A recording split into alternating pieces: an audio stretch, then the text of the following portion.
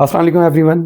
Mail impotency क्या है, इसके पीछे रीजंस क्या हैं, इसका बेस्ट ट्रीटमेंट क्या है और इससे कैसे बचा जाए। मेल इम्पोटेंसी, जिसको पाकिस्तान में डॉक्टर हकीम आज़ाद मर्दाना कमज़ोरी कहते हैं।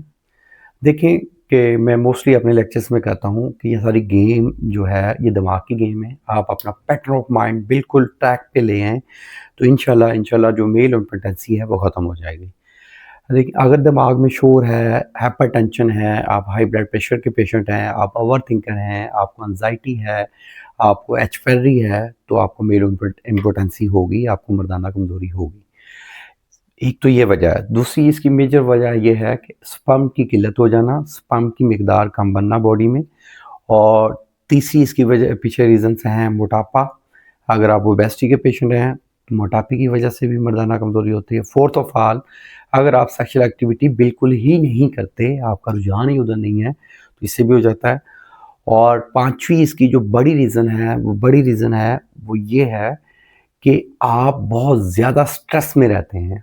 आप स्ट्रेस में हैं और उसके साथ आपकी नींद डिस्टर्ब है, नींद आपकी डिस्टर्ब है, आपकी नींद अच्छी नहीं है, तो आप जितनी मर्ज़ी मर्दाना हार्मोन्स को, टेस्टोस्टेरोन लेवल्स को बूस्ट करने वाली मेडिसिन्स खा लें, आपको अफ़ाका नहीं होगा।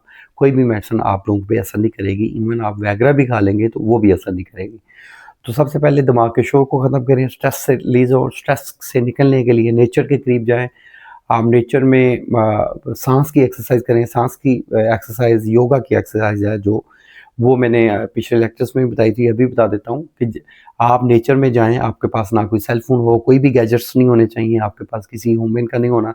आप बिल्कुल तन-तना हो, आप हो, वो आपके साथ भी आप ही हों। और साँस पे फ़ोकस करना है। आपने जब साँस लेनी है और साँस का अख़राज करना है, साँस बाहर निकालना है, तो उसके सेंटर वाला जो वक़्फ़ा है उसको नोट करें। उस वक़्फ़े को नोट करेंगे तो इससे ये है कि आपकी फ़ोकस की जो ताकत है वो बढ़ जाएगी।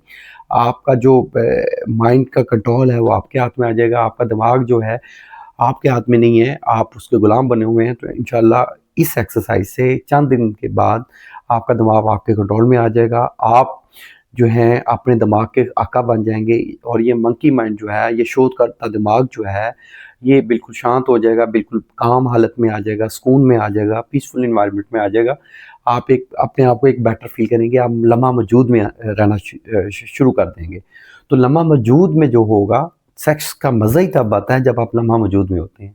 आप सेक्सुअल एक्टिविटी कर रहे हैं, आपका दिमाग पास्ट या माज़ी में जा रहा है, तो आपको उसमें लज़्ज़त भी नहीं आएगी और आपका जो इंज़ाल है वो भी जल्दी नहीं होगा, क्योंकि इंज़ाल तो तब होता है जब आपको लज़्ज़त आती है। तो लज़्ज़त तब आएगी जब आप लम्हा मौजूद में होंगे कि जिस एनवायरनमेंट में हैं, जिस रूम में, जिस जगह पे आप सेक्सुअल एक्टिविटी कर रहे हैं और वहाँ पे आपका दिमाग भरपूर होगा, 100% होगा, तो आप उस सेक्स को एन्जॉय भी कर सकेंगे।